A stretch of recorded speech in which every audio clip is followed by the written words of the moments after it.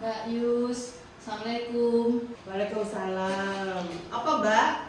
Aku nak perlu nih, Mbak. Lapo? Aku berani kata ngilang juga yang sampean, Mbak. Waduh, piye ya, Mbak ya?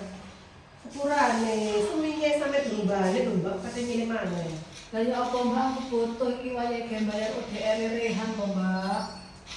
Ini gawe sekolah Rafael, saiki rehan piye sih, Mbak?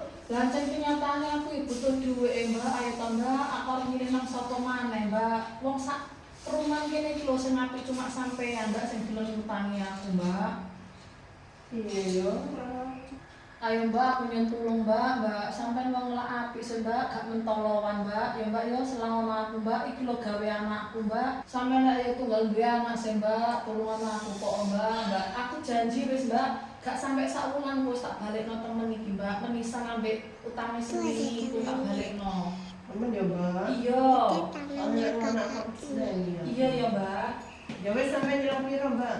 Aku nyelamku mek titik Mbak 500 tok ayo. Berarti 1,5 juta ya, Iya. Mbak. Alhamdulillah. Gak iso, Bu. Sampeyan ku dadi wong iku aja luman-luman, aja gelem kate dibujuki wong. Wingi lho Tante Wiwi lho Bu nyelani sampeyan lho burung bali. Mosok saya kate nyelang maneh. Wis gak prai aja sampeyan selangi. Kuman iki. Saknondo gawe anake sekolah. Wis gak Bu, iki pokoke aku tuh nyelametno duwe sampeyan Bu. Aja sampe duwe sampeyan ku kate diselangi wong ku sakit gak balik. Sampeyan yo dadi wong kok aja luman-luman tak aja gak mentolo. Akhirnya kene iki dimanfaatno wong sampeyan. Ya Allah Mbak, aku butuh lagian iku duit ibumu lah apa sih sampeyan niku mbok saut koyo ngono iku. Gak iso Mbak, wong iki lho ibuke entuk duwe lho teko aku sing kerja kok.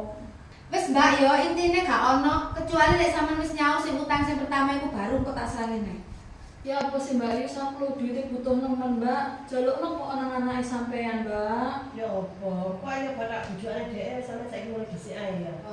Mbak sampeyan niku kok gak sakno aku. Banjir-banjir tak belani mrene. Ya wis Mbak. Ya wis kok tak kabari maneh. Ya wis. Kurane ya. Ya gak apa-apa mulai sih Mbak. Iya. Oh.